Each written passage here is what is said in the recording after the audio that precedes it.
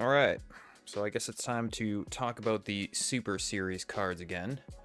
Some new information just came out roughly an hour and a half ago on videocards.com, the place that everyone uses to cover video cards.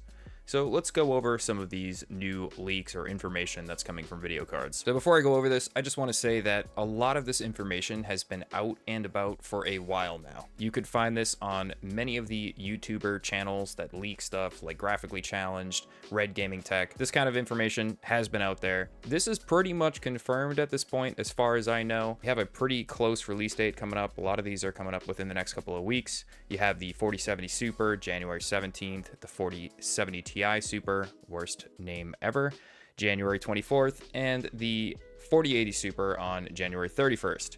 And video cards did a nice job up here breaking down the actual increases in performance, which is something I don't think I've seen them do before.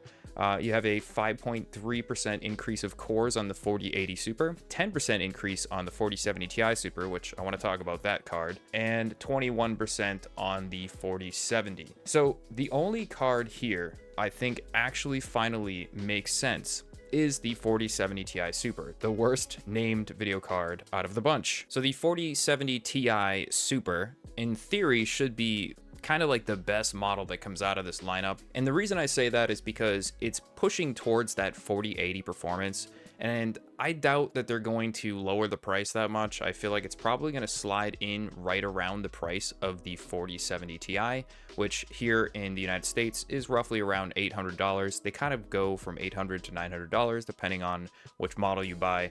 That being said, if they can even keep that, I hate saying this, but that would be like the new suggested card for me if anyone was looking for like 1440p gaming, even 4K. You can do some 4K with that card, especially now considering you have 16 gigabytes of VRAM. The 4080 did 4K pretty well from my testing. Looking at the 4080 Super, on the other hand, the percentage increase over the 4080 non-Super is not really going to be that much. You can see a few things. They're using the same die, the 80103. They're calling it the 400 instead of the 300. You do have a faster memory clock at 23 gigabytes a second, and the bandwidth is 736 gigabytes versus the older 717. TDP, same thing, or TGP.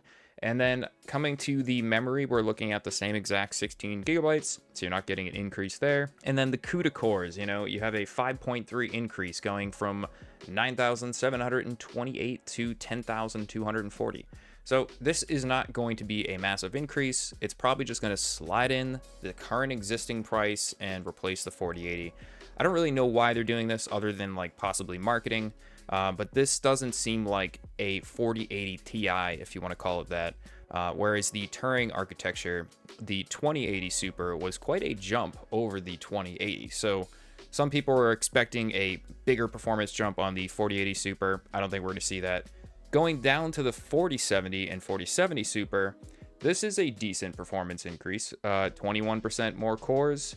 Everything else looks pretty similar, the 21 gigabytes per second memory clock, and then you have the 1980 versus 1920 on the megahertz. 192-bit bus again, which is why I just don't recommend this card to people. I know it's like not that bad, but the 192-bit bus is just problematic, especially when you start getting into higher textures and resolutions. So this is a good like 1080p, 1440p card, but I really wouldn't push it too much further than that. Other than that, there's like not a lot going on here. We just have information on stuff that we already knew. If you're watching this, you probably already know this too. This is like not that new. It's more or less just kind of confirmed. And I don't know. I would like to hear what you guys think about this. Is this just to hold off on the 50 series? I know that like we are always on these 2-year cycles, but there's rumors that, maybe Nvidia might hold back on launching the 50 series in 2025. I don't know. Let me know what you guys think down below. This was just a short video. I saw this posted. I just wanted to talk about it. And yeah, I'll see you guys next time. Peace.